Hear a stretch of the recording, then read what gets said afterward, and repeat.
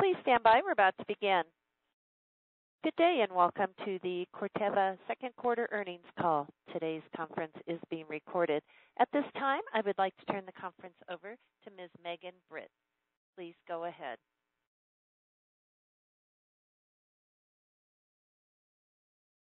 Good morning and welcome to the second quarter and first half 2020 earnings conference call for Corteva. I'm pleased to be joined today by Jim Collins, Chief Executive Officer, Greg Friedman, Executive Vice President and Chief Financial Officer, Tim Glenn, Executive Vice President and Chief Commercial Officer, and Rajan Gajaria, Executive Vice President of Business Platforms. We have prepared presentation slides to supplement our comments during this call, which are posted on the Investor Relations section of the Corteva website and through the link to our webcast. During this call, we will make forward-looking statements regarding our expectations for the future. Slides 2 and 3 and our earnings release contain our forward-looking statement disclaimers, and our SEC filings provide discussion of some of the factors that could cause material differences in our actual results. We provide a pro forma basis discussion in our earnings release and slides. Unless otherwise specified, all historical financial measures presented today exclude significant items, which can be found in the schedules that accompany our earnings release.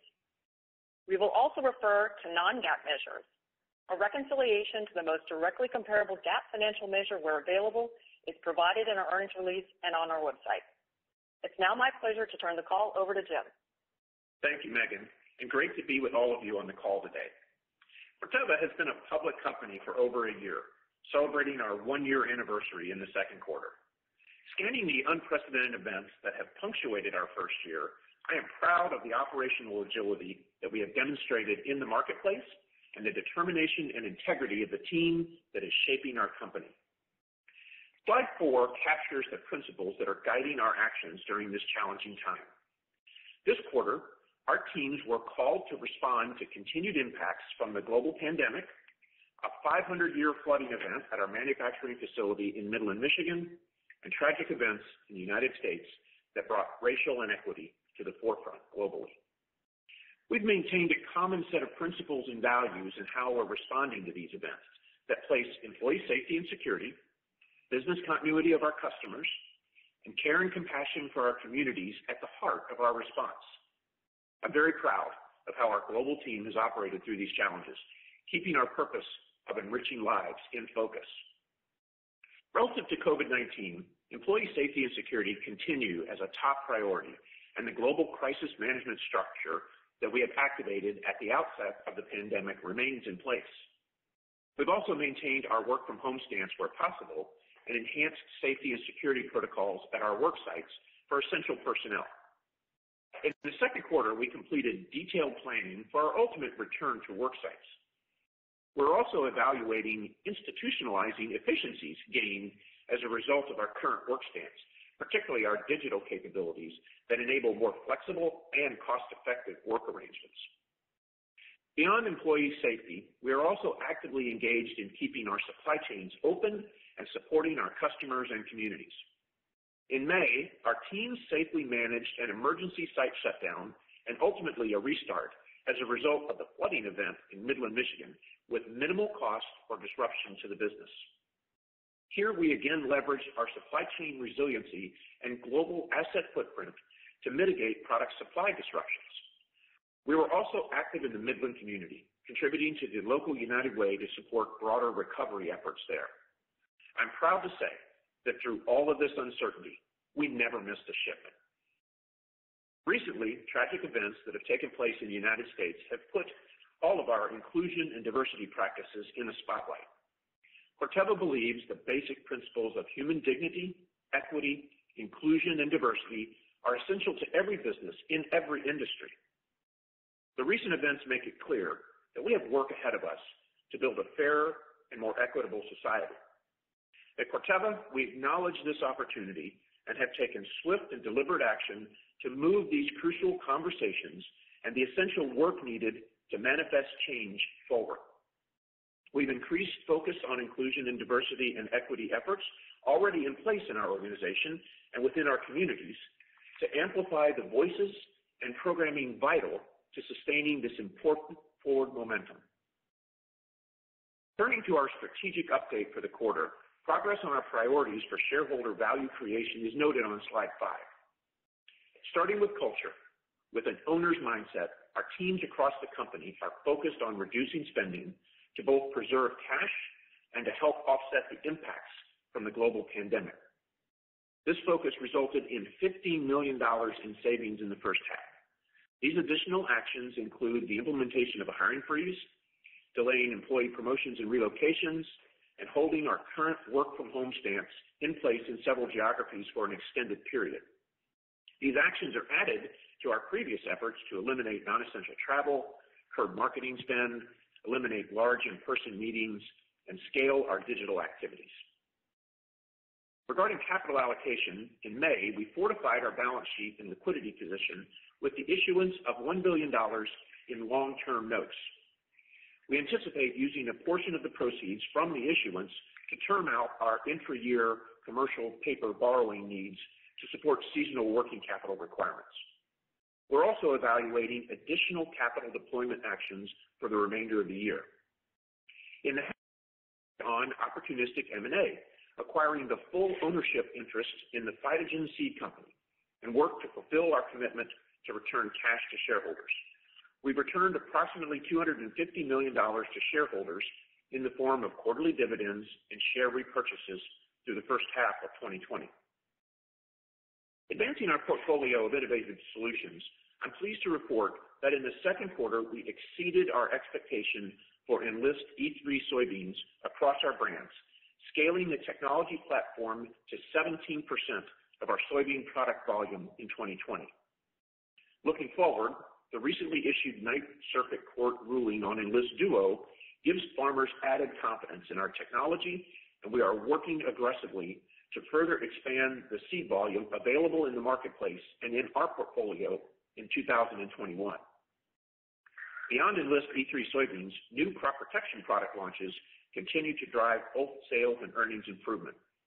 We remain on track to deliver $100 million in earnings improvement from new crop protection products for the full year. On our priority around best-in-class cost structure, we delivered $130 million in cost synergies and productivity through the first half of the year, exceeding the original target set for this time frame. We remain on track to deliver $230 million for the full year. Finally, on above-market growth, in the first half, organic sales were up 5% overall, with growth in every region. Notably, we delivered low single-digit price improvements in corn seed and soybean seeds in North America for the half, capitalizing on the yield advantage for Qrome corn seed, the launch of Lumialza seed treatment, and solid grower demand for Enlist E3 soybeans. We also delivered strong organic results in Europe and Asia Pacific in both seed and crop protection.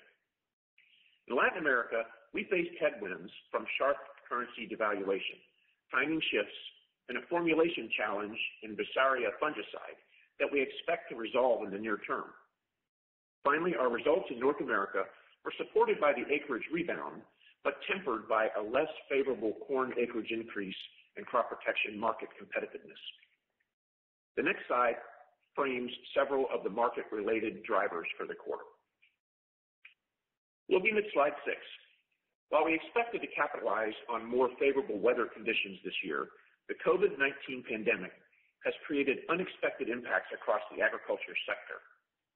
Though the ag industry has demonstrated resilience relative to other sectors, the global pandemic and economic downturn have impacted demand for the highest value goods, namely meat and ethanol. Lower demand for both products and anticipated build in U.S. corn stocks weakened corn commodity prices relative to other crops at the outset of the North American planting season. From the 1st of March to the end of the quarter, U.S. corn prices have fallen sharply, declining 11% over the course of the planting season and pulled down the 2020 corn planted acres. Based upon the USDA acreage report released at the end of June, we believe 92 million acres of corn were planted, which represents a 5 million acre reversal in expectations between the March and June reports. This is one of the largest swings in USDA estimates in the last 20 years. The lower corn acreage rebound reduced some of our volume and margin opportunity in the second quarter. In addition to the deterioration in U.S. corn area expectations, the pandemic-related slowdown has also driven significant currency exchange rate volatility. The strengthening of the U.S. dollar relative to several foreign currencies through the first half has impacted our ability to deliver planned growth, particularly in Latin America, where the Brazilian real has weakened more than 30% to the U.S. dollar since the beginning of the year. Regarding trade expectations, currency volatility has impacted the relative prices between the major exporters too.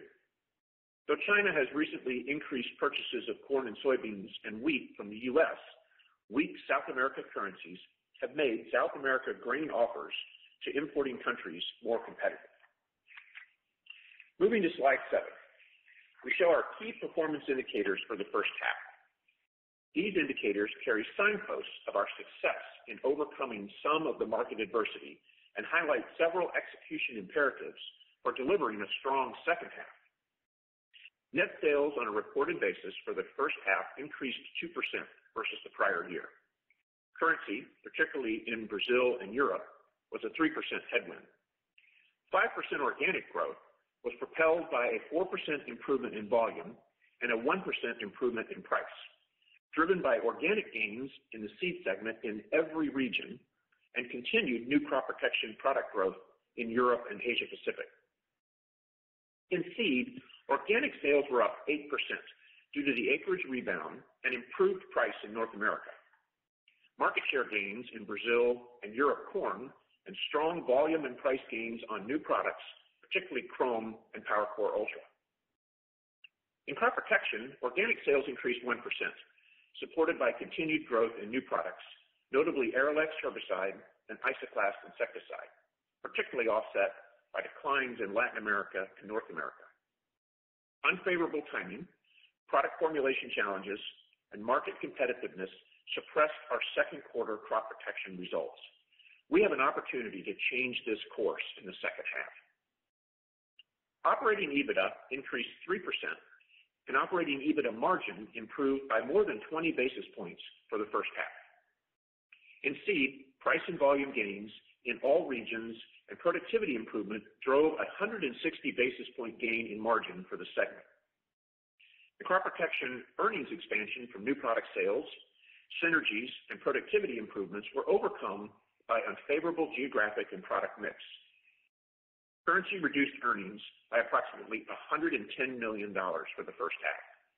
During the quarter, we have taken steps to limit the further downside risk on currency by deploying new financial hedging instruments. SG&A as a percent of net sales increased by approximately 15 basis points in the first half. We made early progress to deliver on our spending actions. However, this was more than offset by spending in the form of higher commissions in seed, ERP costs, and product launch costs. These indicators affirm a solid regional execution in seed that leveraged our differentiated technology position, advantage route to market, and flexible supply chain to overcome the challenges related to COVID-19.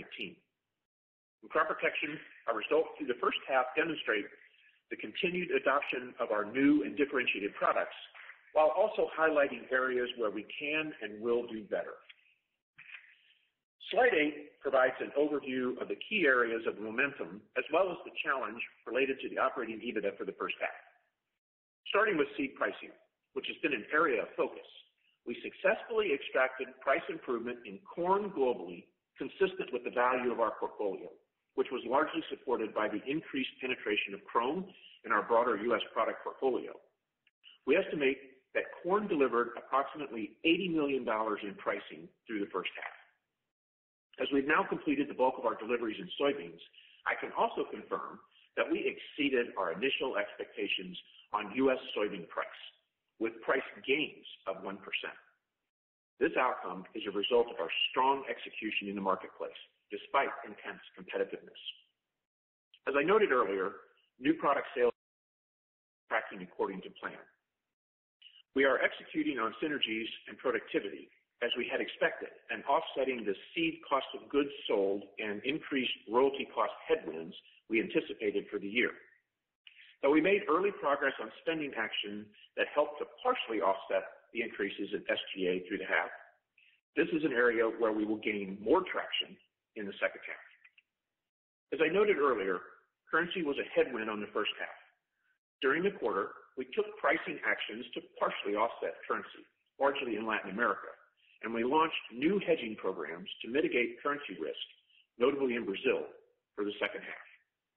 Finally, there were several headwinds that emerged in the second quarter that dampened our first half performance. The first is in corn acres in the United States, which were lower than we expected by 3 million acres, and 5 million acres lower than the USDA's earlier estimates, as I mentioned earlier. Remember, a 1 million acre change in corn in the U.S. represents approximately $20 million in operating EBITDA. Second, we had a formulation challenge with our Visaria fungicide product in Brazil that resulted in product returns that we will rework and reposition in the channel in the third quarter. On herbicide volumes, we saw increased market competitiveness in soybean herbicides in the United States, which impacted our volumes there. In Latin America, last year, we recognized $80 million in net sales in the second quarter on an early start to the season, largely in herbicides. We are seeing a more normal start to the season in Brazil this year and expect to see those volumes realized in the third quarter. With that, I'll now hand the call to Greg. Thank you, Jim. As we have covered first half performance, I'll provide more insight into our second quarter results on slide 9. Net sales of $5.2 billion were down 7% versus prior year on 4% lower volumes, currency headwinds of 3%, and a 1% decline from portfolio. Price was a 1% increase for the quarter, primarily due to pricing actions in Latin America to offset currency. Early seed deliveries in North America shifted volumes into the first quarter. This was coupled with the headwind related to a strong start to the Latin America crop protection season in the prior year. Additionally, competitive pressures in North America herbicides contributed to lower volumes in the second quarter. Partially offsetting this was continued penetration of new products in crop protection, where sales increased 8% for the second quarter versus prior year. This increase includes the unfavorable impact due to rework from Visaria fungicide sales in Latin America. Turning to operating EBITDA, we reported $1.24 billion, or a 15% decline versus the second quarter of 2019. Overall, declines were led by lower volumes in seed due to seasonal shifts in North America, higher SG&A costs, and the unfavorable impact of currency. Partially offsetting headwinds in the quarter, we continued to see realization of synergies and productivity, along with early progress on spending actions as a result of the global pandemic. Our operating EBITDA margins were equally pressured in the quarter, down 230 basis points from the prior year. Again, this is largely due to the shift in volumes and mix to the first quarter and headwinds from currency. For the quarter, operating earnings per share were $1.26, down 11% from the prior year period. Turning to slide 10 for an update on our 2020 guidance. Last quarter, we suspended our guidance due to the heightened level of uncertainty related to the global pandemic and economic downturn, predominantly around currency and the setup for 2021 demand. Today, we are updating our financial guidance for the year.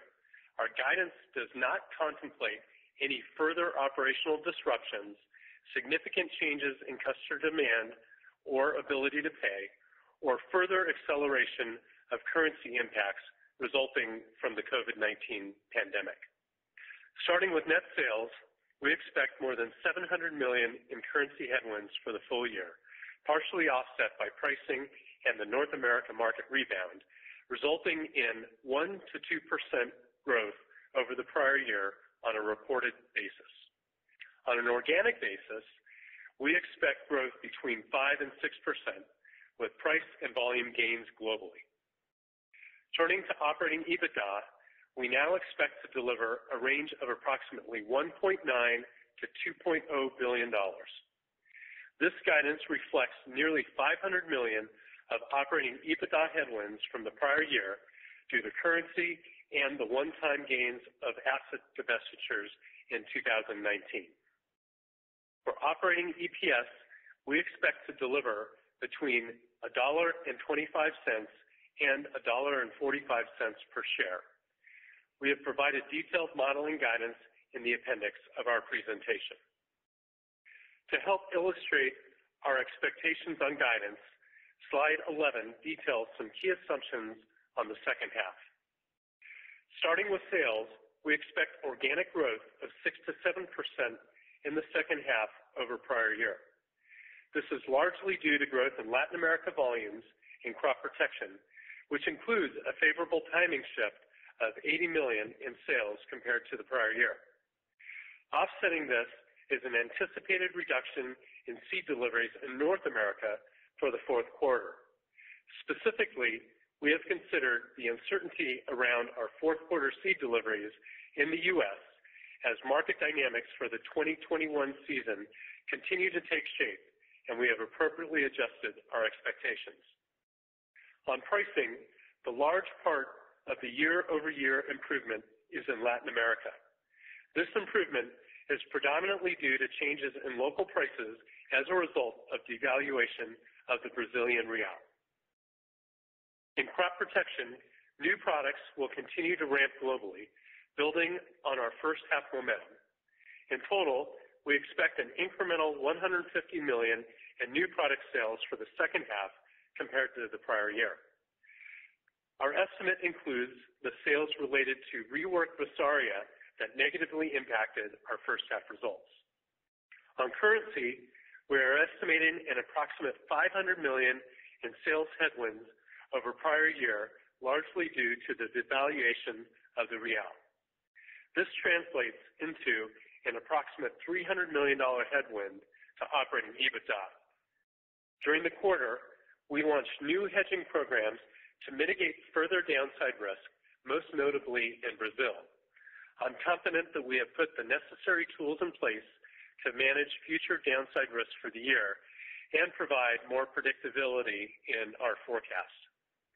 Turning to costs, we remain committed and fully expect to deliver on the full-year merger-related cost synergies and productivity actions, targeting about $100 million for the back half to hit our full-year commitment. For SG&A and R&D, we expect costs to be approximately $20 million higher over prior year.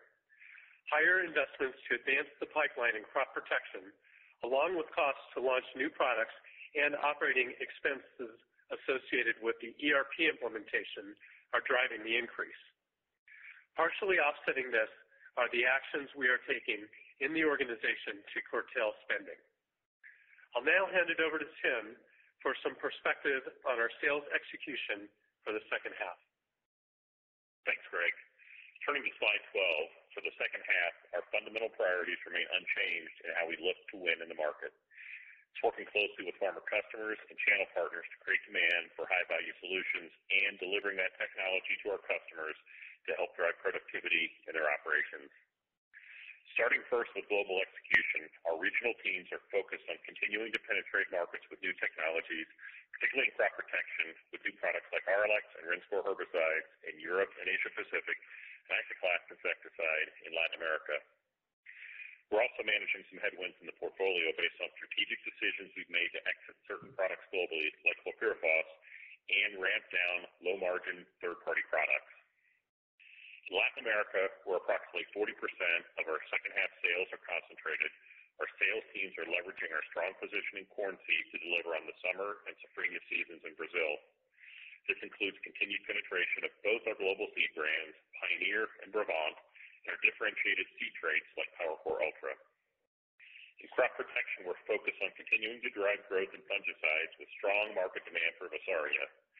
Insecticides is another key area of success for us in the second half, as we continue to drive growth in high-value products like Spinosins and Isoclast. In North America, given the adjustments on fourth quarter delivery expectations that Greg mentioned, we will continue to work closely with customers as we begin collecting seed orders towards the end of the third quarter and customers begin formulating planting plans for the 2021 crop season. We will also work closely with channel partners to secure orders for the upcoming season and position product to capture the value we generate through our yield-advantaged portfolio. This includes leveraging the strength and velocity of our Enlist soybean system through ramping up tank fills for expected strong demand for the upcoming season during the fourth quarter. I am confident that we have the right actions in place to address our second quarter gaps, and we have a team that is determined to deliver for the year. Bottom line, all regions will execute in the second half. I'll now turn it over to Rajan. Thank you, Tim. Turning to slide 13, I will step through a few notable examples and key drivers of how we are driving our performance in 2020. Starting on the left with seed. Our Chrome corn technology is in its first full year of launch and a significant contributor to the pricing execution we delivered in seed through the first half. For the second half, we will need to maintain this momentum as Chrome is an integral part to providing the high-yielding performance our customers are looking to secure. Moving to Enlist E3 soybean. Here, continuing strong adoption is enabling sales growth. We expect Enlist E3 will contribute more than $200 million in net sales in 2020. Importantly, this progress is further reinforced by the value we expect the full system to bring. And with the recent Ninth Circuit decision, as Jim mentioned, we are seeing increased farmer confidence in our Enlist herbicides. We are focused on continuing to deliver on our plan to further expand the presence of this technology in the marketplace and in our portfolio in 2021. We are working closely with our contracted growers to ensure that we are managing production to align with continued strong demand. Turning to crop protection, our portfolio of new products continues to deliver significant growth across various crops and geographies and is targeted to contribute an estimated $1 billion in sales for 2020, an expected 33% improvement over prior year. For the second half, we are expecting $150 million in incremental sales growth over prior year to deliver on our guidance. The balance, diversity, and new modes of action of the new patented active ingredients is the cornerstone of the crop protection strategy. Molecules like Arilex, Rinskor, Isoclast, and Zorvec are all a part of our business that is delivering a rapid ramp-up in volume. Another key differentiated active we have is our spinosyn insecticide, which is expected to contribute approximately $750 million in net sales for 2020, a double-digit improvement over prior year. The majority of the 2020 growth is weighted to the second half in key markets such as Latin America, where we see strong demand for the technology in a growing market.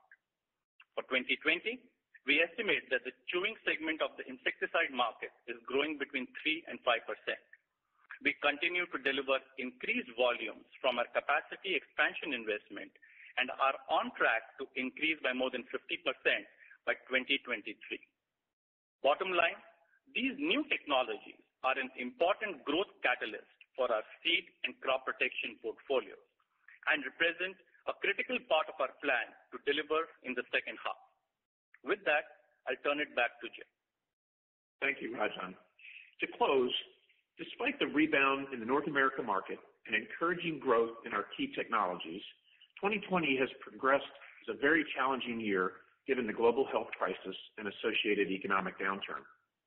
Setting currency aside, we're seeing solid fundamental performance in seed, our new herbicide offerings, and across our insecticide portfolio, which is providing momentum for the second half. As such, I am confident we have the necessary strategy in place to deliver on our updated 2020 guidance. Though we have neutralized the downside risk on currency, we also recognize that market volatility is still a factor. So we're working to accelerate more aggressive efforts on spending, increasing volumes for high-demand products, and securing more Enlist E3 seed volume for the 2021 season. We know a lot can happen in a growing season, and we are closely monitoring crop conditions in the U.S. and Latin America, as well as the broader market backdrop. including further COVID-related impacts, to ensure that we are adequately adapting and adjusting our plans to deliver for the full year. I'll now turn it back to Megan. Thank you, Jim. Now let's move on to your questions. I'd like to remind you that our cautions on forward-looking statements, non-GAAP measures, and pro forma financials apply to both our prepared remarks and the following Q&A. Operator, please provide the Q&A instructions. Thank you. If you would like to ask a question, please press star followed by the digit 1. If you are using a speakerphone, please make sure your mute function is turned off to allow your signal to reach our equipment. Once again, star 1, and we'll pause for just a moment. And our first question today, we'll hear from Joel Jackson. Hi, good morning, everyone. Good morning, Joel. Jim, Greg, I wonder if you can help, bridge the prior guide you had before you suspended it, so about $2.2 billion EBITDA. You guided down about $250 million now. Maybe as specific and granular as possible. Can you help bridge, the prior guide to the current guide, all the buckets? And I guess it's too early to get to 2021, but just any ideas of, where you might see some drivers, headwinds and tailwinds, anything you can quantify for 21 would be helpful. Yeah, great. Thanks, Joel, for the question. So you're right. We can. It's actually pretty straightforward when you think about the previous guide of 2.2. It comes down to two main elements. There's about $400 million of currency headwind versus that guide that we gave back in January, and that is COVID-related due to a basket of currencies everywhere in the world. Brazil being the biggest component of that, but it's a number of currencies. The second element is just some market softening. Part of that was the 3 million acres that left us here right at the end of the second half. That's about $60 million per our formula of 20 million for every million acres. And then some softening that we're seeing in the fourth quarter that's also COVID-related, primarily ethanol, foreign demand, commodity pricing, and that's another 40. So you add those all together, there's $500 million of headwind versus that previous guide, 400 currency, 100 of it is market-related. And so we've worked hard throughout this first half to offset about half of that $500 million. Some of that is seed corn pricing. So our first half, very strong performance in North America around corn price. Soybean pricing, a lot of predictions at the beginning of the year that we would fall short on soybean pricing, and we drove very strong performance there. And some of that is rest of world volume. So if you look at our seed business in places like Europe, we're up low teens. You look at Asia Pacific, we're up high teens. And you look at Latin America, we're up high 20% in terms of rest of the world, our seed business. So really strong rest of world performance. And then overall crop protection pricing and volume is part of that offset. And then we've got some spending actions that we've taken. So overall, down 500, back about 250 on actions that we've taken, and that gets you to kind of the midpoint of the new guide that we put out there. We believe this guide is a solid base. I've got a lot of confidence in it, and so does the team. And we're all working hard from now through the end of the year to go grab as many of the upsides as we can. I think a final point to make about the plan that we have here today versus what we gave you in January is pretty much everything else in that plan. Our pricing programs, our selling expense, the projects that we had in place to drive productivity, the synergies that are flowing through, the COGS improvement program, you know what? All of that stuff has played out exactly according to plan. So big news here, 400 currency, 100 of market, both of those COVID-related, and we're working hard to offset half of that today and working on that other half through the remainder of the year. Now, on 2021, it's a little early to be talking about 21, but if you just step back for a moment and think about all the things I just talked about, the momentum that we're carrying in the underlying business, the organic price volume growth that you're seeing both in seed and crop protection, we're going to have another strong seed year next year. I think Qrome is well positioned. Enlist, we'll see the ramp starting there. Brevant, we've got that launched, and some additional work on COGS. On crop protection, that pipeline is still delivering. The spinosyn capacity starting to come into play, and we'll get additional chemistry business from Enlist that is sprayed over the top of those Enlist acres. And then we'll still have the final year of our synergies and additional productivity. So all of those things said, I feel really good about the underlying foundation of the business and the momentum that we'd be carrying into a start in 21. And next we'll move to David Begleiter. Good morning. Jim, hey, David. just looking back at, thank you. Just looking back at this growing season in North America, what do you think you did with your market share in both beans and corn this past season? Yeah, David. Our first mission in North America this year was focused on value. We were very disciplined in driving new processes around pricing, especially in corn, and as I talked about a minute ago, in soybeans. There was a lot of predictions that it was, and it's always a competitive year, but I couldn't be prouder of the team.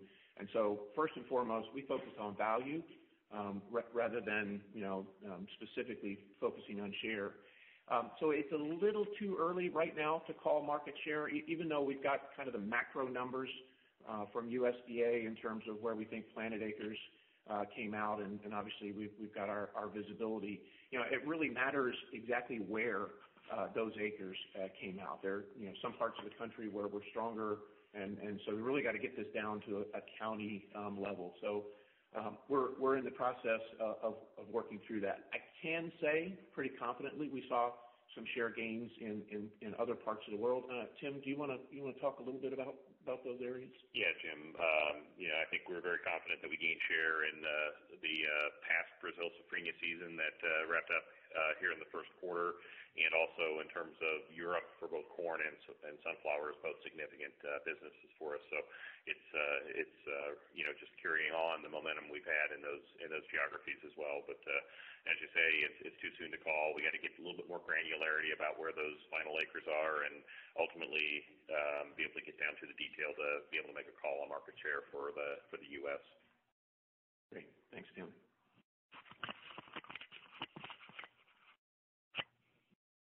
And next I'll move to Jonas Oxgaard.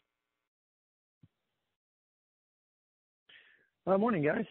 Hey, good morning. I was wondering, I realize it's a bit early, but I was wondering if you could talk about your expectations for Enlist next year and how you're looking at 2,4-D sales as well. Yeah, great, Jonas. Thanks for the question. For this year, for 2020, we did see very strong performance with the system. And this is, I would say, really our very first full year of commercial launch. So we had originally expected that about 10% of our seed units would be Enlist, and we were happy to report, I talked to you about it earlier, that we were at 17% of our seed volumes. And then we now believe that more than 20% of the acres in the U.S. were Enlist acres. So Tim Glenn was just at a grower meeting here just 2 or 3 days ago, and everybody's really excited about the system and how it performed, and they're all ready to sign up for acres going into 21. So the other thing that I think gives us some positives here or some momentum is the decision that we just saw in the Ninth Circuit Court, the Enlist Duo registrations continuation. It really sends one more message to growers. It reinforces that they can count on this, that they can have confidence in the technology. So we are preparing for a significant ramp up in the 2021 season. We're working with as many of our production growers as we can to try to maximize the seed units that we would have available. And so right now, we believe that acres can grow by about 50%, moving to roughly a third of the soybean acres in the marketplace. And then inside Corteva, we think we can more than double our Enlist seed volumes for 2021 for Enlist E3. And we're clearly going to continue to provide you more updates as we work through our production plan. So that takes us from maybe the 17% or so that we're here this year to kind of the low 30% for our seed units going forward. But obviously a lot of that's going to depend on our ability to go out and secure additional supplies. On the chemistry side, we saw about 2/3 of the planted acres received a treatment of Enlist chemistry, and we'd expect that trend to continue as we see the acres expand. And we're going to be in great shape in terms of production to be able to meet that demand. If it is a little bit higher, we'll have the chemistry and the ability to go after it. So, Rajan, anything else you'd add to that? No, I think, Jim, you covered it. But just overall, if you think about the Enlist system, Jonas, we'll be looking at north of $500 million of sales this year. That includes the soybeans, other crops globally, and the herbicides. And we have a track of doubling that in 2021, just based upon the adoption numbers that Jim spoke about. So it's playing out very well based upon everything we discussed, and excited about the Enlist system being a bigger part of our portfolio next year. Thanks, Jonas. And next, I'll move on to Vincent Andrews. Thank you. Good morning. Thank you. Good morning, everyone. Just want to understand the hedging. Can you hear me? Yep. Okay, sorry. Just want to understand the hedging comments a bit, both in terms of, I believe you said you're implementing a new type of strategy than what you've done in the past. So if you could help us understand that, and then just more specifically to the comment on the $300 million of EBITDA ex hedges. Can you help us understand how much that would be if you hadn't hedged? And is there any risk that as the hedges roll off, if the currency stays the same way, that the benefit of the hedges becomes a risk to 21? Yeah, great, Vincent. Maybe I'll just make a few comments here, and I'll ask Tim and Greg to say a few points. So as we mentioned in the opening comments, we have $700 million of currency related headwinds in sales, and about $400 million in operating EBITDA, and a big chunk of that is Brazil. Some of the European currencies are a part of that as well. And so we have a few tools. The first tool in that list is our use of price. And then we've got new tools that I'll have Greg talk about that are related to hedging instruments. And so what the hedges allow us to do is to manage the go-forward volatility. Pricing allows us to kind of recover that value. And then we have some natural hedges with local production that we do in some of those markets. So why don't we start, Tim, do you want to talk a little bit our pricing strategies to go out ahead of currency? Yeah, absolutely, Jim. So pricing is clearly one of the key tools we have to help offset currency.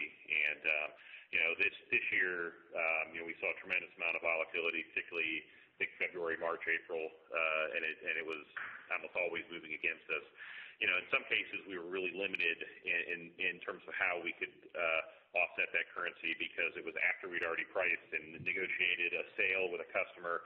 And, we saw that in both Europe and Latin America, particularly in the first half. But as we move through the first half and we look forward to the bulk of our business, particularly in Latin America, that happens in the second half of the year, we were able to go out there and kind of pull back in our pricing, and we actually did that at least a couple times during the season, and reprice based off of where currencies were. And obviously we've got to be aware of where we sit from a competitive standpoint and other options that customers have, but we were able to make a pretty significant dent in what that potential currency impact could have been in the second half through those pricing actions. And certainly as we look towards the latter part of this year and into 2021, we're going to work in all markets where we've had erosion due to currency to help offset that and regain what we could not offset this year. Greg? Great, thanks. So our first line of defense is, as Jim and Tim mentioned, is pricing. The second line of defense here is financial hedging. And just Vincent, let me clarify part of the question that you had. You asked about the $300 million ex hedges. What really we're saying here is there's $400 million of currency exposure, $300 million of that in the second half of the year, and that 300 is excluding the impact of pricing, not excluding the impact of hedging. So just again to unpack this a little bit, more than 70% of our currency exposure is in the Brazilian real, and that exposure is heavily weighted to the second half of the year. The other piece of large exposure is related to European currencies, but that business is largely completed in the first half of the year, and so that is already in our first half results. So working very closely with our commercial teams, who, as Tim mentioned, are out there booking business in the first half of the year for delivery in the third and the fourth quarter. We've been able to put financial hedges on those transactions to ensure that we lock in the price and offset any future volatility due to movement in currency rates. So this financial hedging strategy has been able to give us some confidence and predictability in our earnings in the second half of the year. I would also mention that in the past and currently, we also do hedge our balance sheet from a net monetary assets perspective.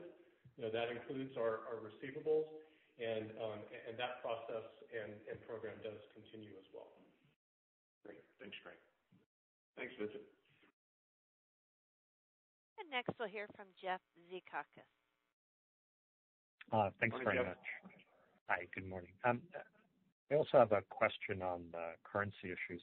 I think on slide 11, you said the EBITDA headwind would be about $300 million in the second half. And I think in your prepared remarks, you said that the sales effect in the second half would be about $500 million. So 300 on 500 million is about 60%. And normally I would think that the EBITDA effect would be pretty close to your EBITDA margin of a little bit more than 20%. And so I would have thought the currency effect would have been maybe 110 million, something like that. Why is the EBITDA effect so large relative to the sales total, if the sales total is 500? Yeah, Greg? Yeah, so the largest impact is really on the sales line, and that does translate largely into earnings because of the pricing impact, or it's offset by the pricing impact. So what we see as a downside in revenue does largely translate into earnings. There's a couple offsets there.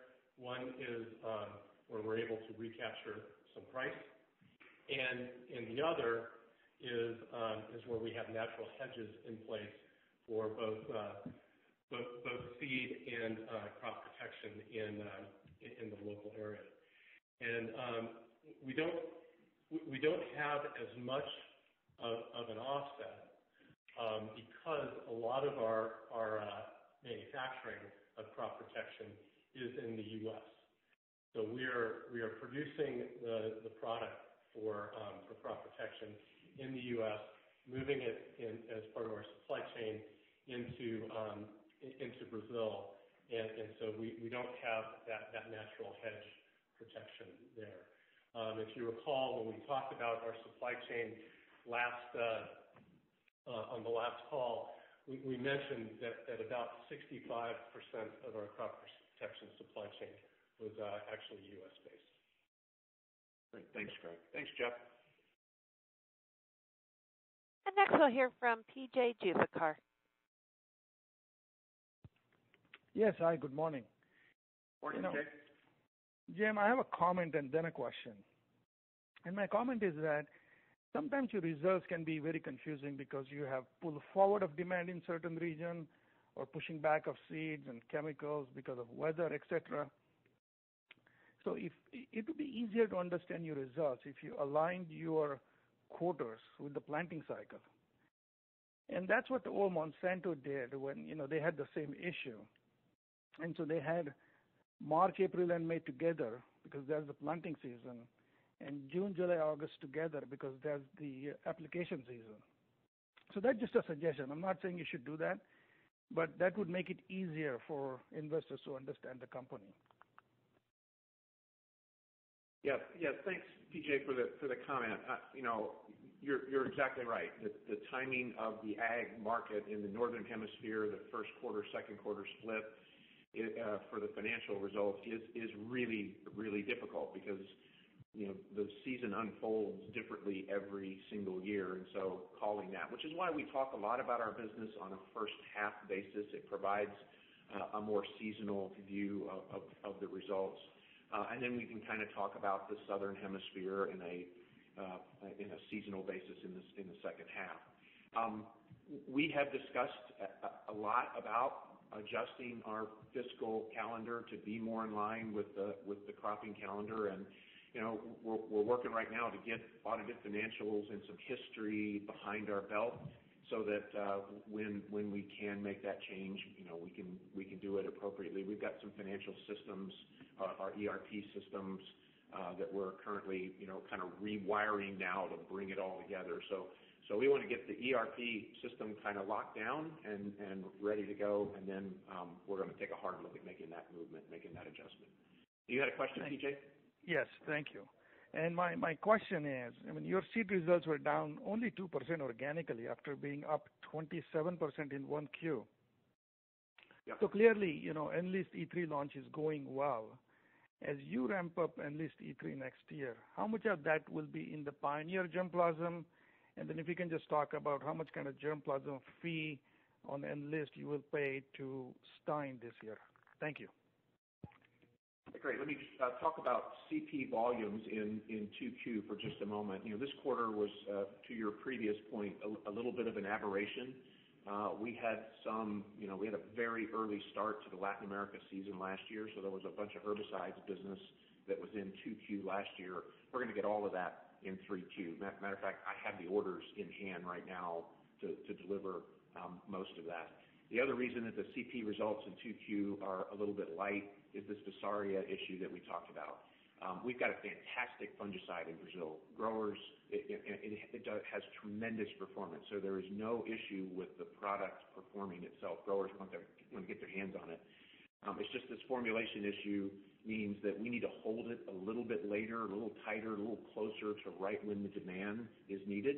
And so we had to pull some back and rework it and get it ready to go. It's staged, sitting in the warehouse, ready to rock when the season unfolds. But because of that rework and pulling it back, it created a little bit of depression in 2Q as well. So all of that comes back to us in the second half. And matter of fact, on an organic basis, if I looked at the kind of the full year kind of CP guide, when the second half kind of plays out like we think, we're going to be high single digits organically in sales in our crop protection segment. So, with respect to Enlist, Rajan, do you want to talk a little bit about that? Sure, Jim. I think you covered it in your comments earlier, but when we think about Enlist, PJ, for the whole market, we believe that we are going to get to a third of the market next year. This year was more than 20%. So the Enlist E3 soybean market and the technology is going to be a third of the acres next year. Related to our own germplasm, we think that we are going to double the number we have. So let's say between 35 and 40%. Right now is when we are looking at all the production and we'll decide finally, but really with all hands on deck trying to ramp up that technology significantly and looking forward to seeing how that adoption goes into the marketplace. Very excited at this point of time with all the feedback we are getting from customers, and our team is ready. Thanks, PJ. And next we'll hear from John Roberts. Good morning, John. Thank you. Morning.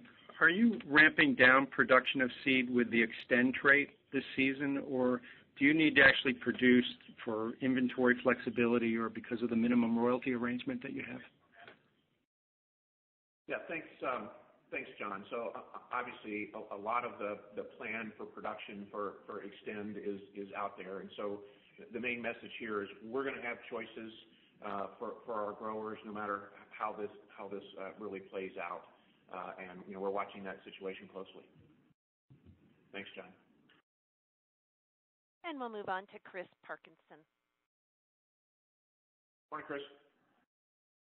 Morning. Sorry about that. I was on mute. Thank you.